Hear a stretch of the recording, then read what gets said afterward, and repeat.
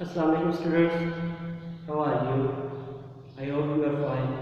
Today we are going to learn about problem number 6, 7 and 8 from unit number 7. Students हमने पिछले lecture में बाकी जो प्रॉब्लम्स हैं वो हल कर लिए हैं, तो आज हम इनका सोल्यूशन देखेंगे।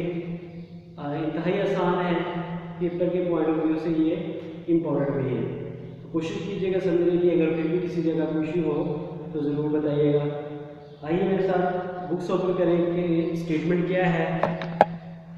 आपके जो प्रॉब्लम है उस पर स्टेटमेंट है, a block of mass 1.6 is attached to a spring with spring constant that is 1000 Newton per meter.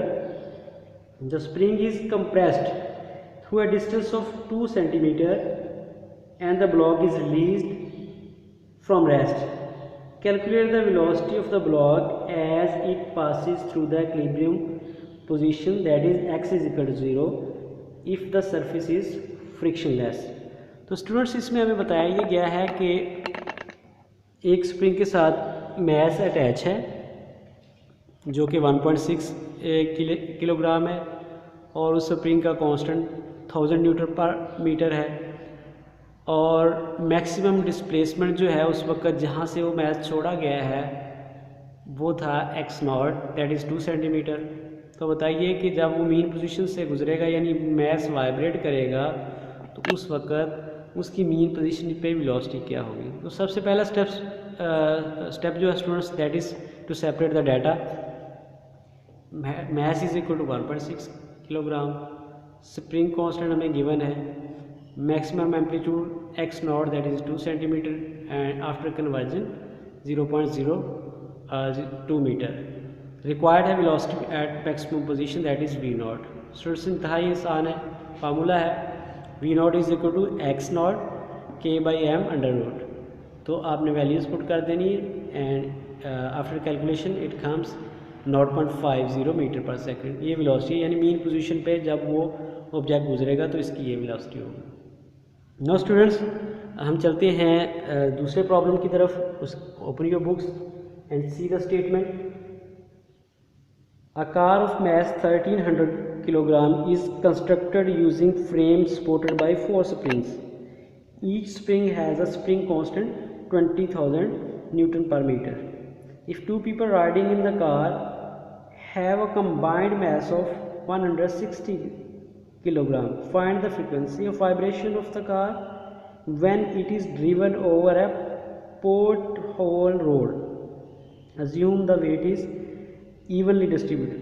Students उसने बताया कि कार है, उसका 1300 किलोग्राम उसका वज़न है, उसमें दो लोग बैठे हुए हैं, उनका वज़न 160 किलोग्राम है और 4 स्प्रिंग लगे हुए हैं और एक स्प्रिंग का जो है वो हमें बताया गया कि स्प्रिंग कांस्टेंट जो है 20,000 न्यूटन पर मीटर है। तो जब ये गाड़ी इस सड़क के ऊपर से जाती है तो जंप लगता है, तो बताएं कि इसकी फ्रीक्वेंसी क्या होगी वाइब्रेशन की। स्टूडेंट्स नहायत ईजी है, सिर्फ स्टेटमेंट कम्प्लेक्स है। तो सबसे पहला step to separate the data. Mass of car 13 kilogram है, mass of persons sitting inside the car 160 kilogram है। तो टोटल मैस क्या बनेगा, दोनों को एडअप कर देंगे 1460 किलोग्राम बनेगा। स्प्रिंग कांस्टेंट जो है 20,000 एक है, 4 स्प्रिंग लगे हुए तो ये 80,000 न्यूटन पर मीटर बन जाएगा। We have to calculate what is the frequency when the car is jump over the hole port hole. जब उस पर जंप करेगी तो हमें बताना पड़ेगा फ्रीक्वेंसी क्या है। Students we know that frequency is 1/τ। ये 1/τ के बराबर टाइम पीरियड के बराबर होती है। तो टाइम पीरियड क्या होता है मैस स्प्रिंग सिस्टम का 2πm/k अंडर रूट। फ्रीक्वेंसी क्या हो जाएगी उसका 1/सम हो जाएगी। तो नेक्स्ट स्टेप में मैंने क्या किया, ओवर एंड ओवर को ऊपर लिख दिया, ये आ जाएगा। वैल्यूज़ आप पुट करेंगे तो आपका आंसर जो आ जाएगा 1.18 hertz. This will be the frequency with which the car will vibrate. तो नहायत आसान है स्टूडेंट्स, मुश्किल नहीं है। नाउ हम चलते हैं प्रॉब्लम नंबर 8 की तरफ।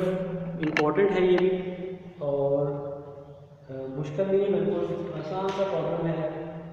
स्टूडेंट्स इसकी स्टेटमेंट जो है, स्टेटमेंट कुछ यूँ है, find the amplitude, frequency and a period of object vibrating at the end of a spring. If the equation for its position as a function of time is x is equal to 0.25 cos pi over 8 into t, what is the displacement of the object after 2 seconds? तो ये भी complex statement है लेकिन मुश्किल नहीं है। देखते हैं इसमें क्या हमने फाइंड करना है। सबसे पहला स्टेप स्टूडेंट डेटा सेपरेट कर रहे हैं, जो कि हमने x इज इक्वल टू हमें गिवन है,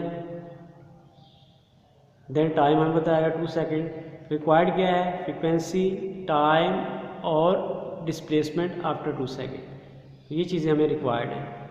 सोल्यूशन स्टूडेंट जो हमें इक्वेशन दी गई है या हम बुक्स में पढ़ चुके हैं, that is x is equal to x naught cos omega t. ये इक्वेशन है इंस्टेंटेनियस डिस्प्लेसमेंट फाइंड करने की। x नॉट इसमें मैक्सिमम डिस्प्लेसमेंट है, ओमेगा फ्रीक्वेंसी है, टी टाइम है। हमें जो अगर हम इस इक्वेशन को देखें जो ऊपर हमें दी गई है और ये जो हमने लिखी है, तो हम देखते हैं यहाँ पे भी x है, यहाँ पे भी x है, दैट्स फाइन। यहाँ पे 0.25 है और यहाँ पे x नॉट, इसका मतलब x नॉट क्या हुआ 0.25, कंपैरिजन से हमने निकाल लिया। आगे कॉज है, इसमें भी कॉज है, यहाँ पे π/8 है, यहाँ पे ओमेगा 8 मीन ओमेगा जो है वो π/8 के इक्वल आ जाएगा।